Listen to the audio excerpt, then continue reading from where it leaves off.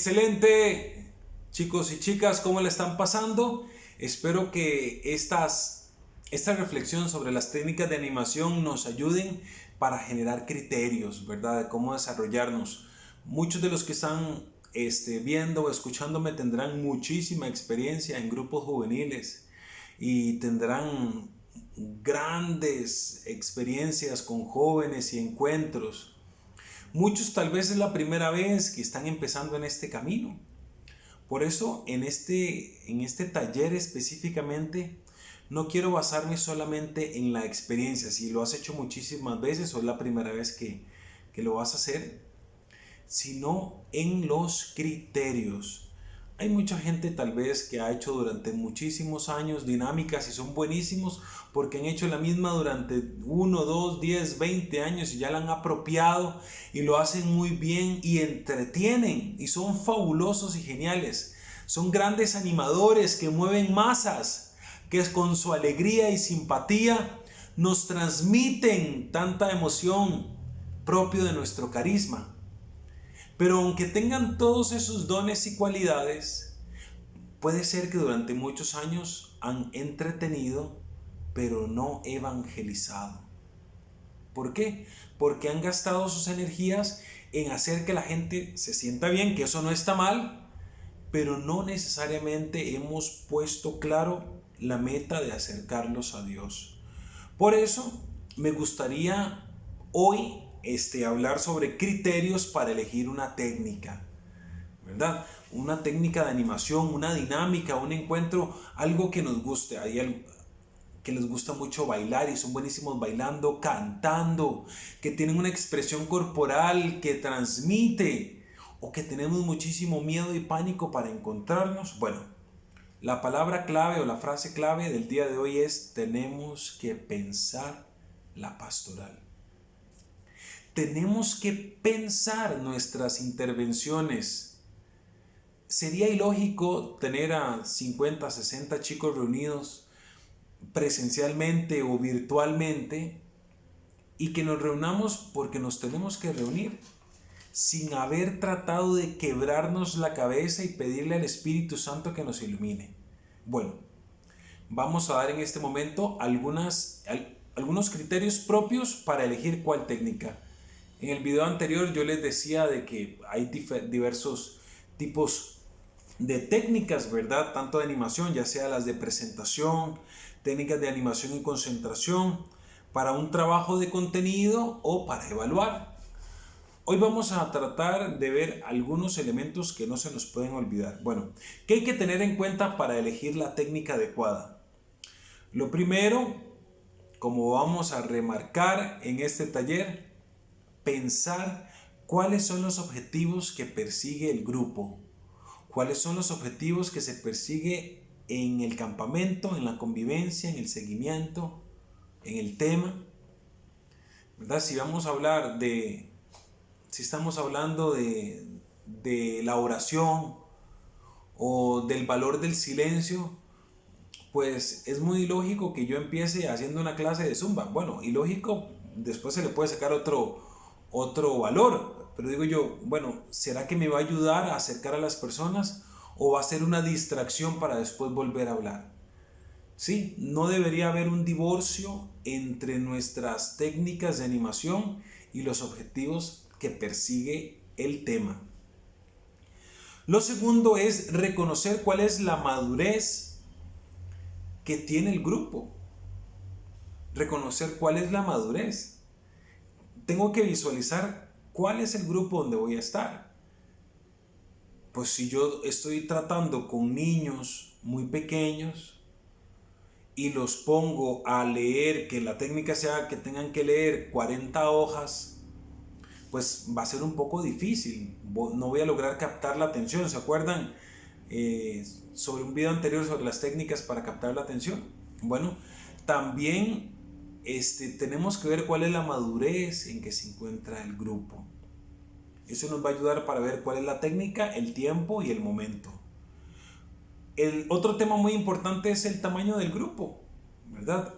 A veces queremos hacer actividades o técnicas que impliquen muchísimo espacio, movimiento, y tal vez el grupo pues es muy grande y no se va a poder lograr. O que impliquen una organización, que me escuchen, que me vean, y si el grupo es muy amplio puede ser muy disperso. O por el contrario, que requieran muchos miembros del grupo para poder desarrollarlo, y pues yo estoy hablando tal vez con 7, con 8. Tenemos que tener en cuenta el tamaño del grupo, y unido a eso también el ambiente físico. Yo creo que nos podemos adaptar con creatividad a cualquier ambiente para hacer de nuestra reunión amena, dinámica y salesiana. Pero tenemos que reconocer en dónde estamos, ver cuál es el espacio, con qué contamos. Hay muchos jóvenes y líderes que se aprendieron una dinámica o aprendieron una forma de desarrollar un tema que lo vieron en un campamento que eran para 250 personas, y la primera vez que los ponen de líderes quieren hacerla porque saben que va a ser un éxito y solo tienen a 10 integrantes. Pues la fórmula no va a calzar. Aquella vez lo viviste en un gran campamento, un gran espacio donde podías correr, y ahorita tienes un salón de 10 metros por 10 metros. Bueno, es importante ver también el ambiente físico. También reconocer, líderes, esto es muy importante, reconocer las características del medio externo, el contexto. ¿Verdad? Yo tuve hace muchísimo tiempo, bueno, hace como 10 años, ¿verdad? La oportunidad, me acuerdo cuando era novicio, de compartir con los jóvenes en Alta Verapaz, en Carchá. Fuimos a vivir una Semana Santa y queríamos hablar sobre el triduo pascual, sobre la pasión, muerte y resurrección de nuestro Señor Jesucristo y cómo lo hacíamos. Y nos tocaba trabajar, éramos 10 novicios con chicos de más o menos entre 8 y 12 años, pero eran como 200 en ese momento. Y la mejor manera que lo vimos fue a través de un granito de maíz.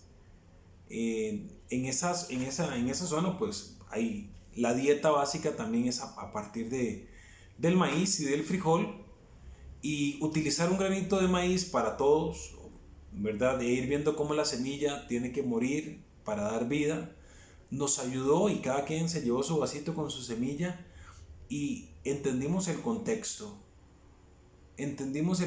Cuando uno entiende el contexto, puede utilizar técnicas propias o adaptarlas a la realidad.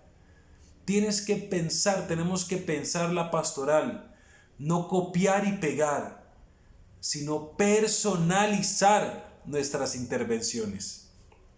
Bueno, otro elemento muy importante, son las características de los miembros de los grupos, ¿verdad? Cuando con un corazón salesiano, si yo ya conozco con quién me estoy encontrando, pues sé cuáles son sus historias, sus vidas, cuáles son sus miedos, y puedo también adaptar. No para que se sientan incómodos y tengan que hacer cosas que no quieren hacer, porque es muy alegre, porque es muy divertido. No podemos pasar por encima de la libertad de la persona. Bueno, y de alguna u otra manera quisiera cerrar esto con un tema muy importante. ¿Qué deberíamos tener en cuenta para elegir una técnica adecuada? Por último, es la experiencia y la capacidad del animador. El primer recurso que Dios va a utilizar para las técnicas de animación en los grupos eres tú. Somos nosotros. El recurso humano es invaluable. Eres espectacular como líder. Tengas 40 años de liderazgo en los grupos, o sea, la primera vez que estás trabajando. Eres espectacular.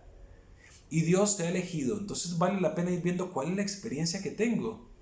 E ir empezando, no tener miedo. Pero si yo es la primera vez que me voy a enfrentar a un grupo de 100 personas, sea virtualmente o sea presencialmente, va a implicar en mí un esfuerzo. Pues vamos a planificar y a pensarlo. Lo importante es que se lleven el mensaje de Dios y que seas transmisor del mensaje de Dios. No solamente venimos a alegrar la vida, sino reconocer que Cristo es el que nos alegra la vida.